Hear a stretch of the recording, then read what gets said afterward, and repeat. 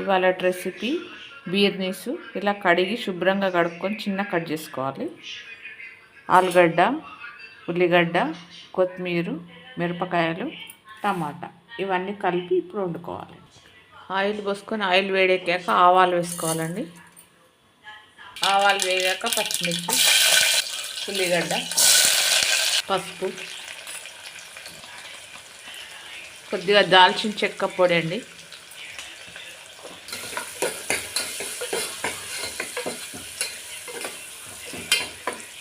ఉల్లిగడ్డ వేగాక ఆలుగడ్డలు వేసుకోవాలండి.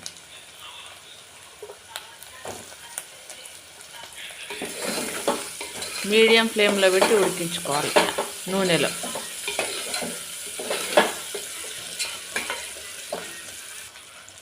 కొత్తిమీర,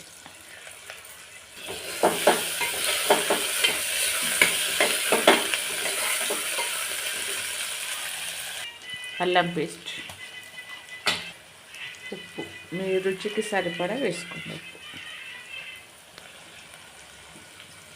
కారం వేసుకోవాలండి. కారం వేసుకున్నాక బీర్నీస్ కట్ చేసిన వేసుకోవాలి. సిమ్లో పెట్టి నూనెలో ఒక 5-10 మినిట్స్ ఉడికించుకోవాలండి.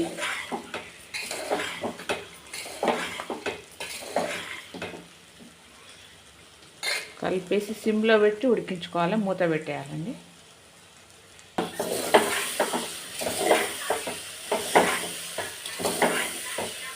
ఇలా కలుపుకొని పైన మూత పెట్టుకొని నీళ్ళు పోసుకోవాలండి.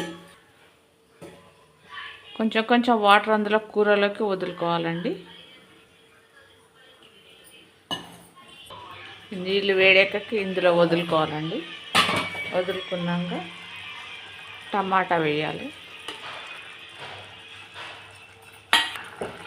టమాటా వేసినాక 1 మినిట్కి కలుపుకోవాలి.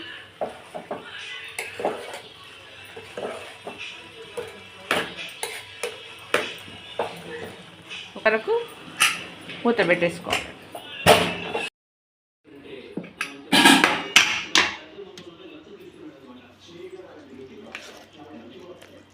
ఇలా ఉడికిపోతుందండి.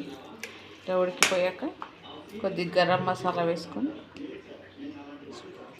తీసేసుకోవాలి. బీర్నీసు, ఆలుగడ్డ, టమాటా కర్రీ రెడీ అండి. ఈ వీడియో చూసి మీరు కూడా ఇలాగే చేసుకోండి. Please subscribe. Thank you. ఈ కర్రీ చపాతీకి బాగుంటుందండి, ఇంకా అన్నంలోకి కూడా బాగుంటుంది.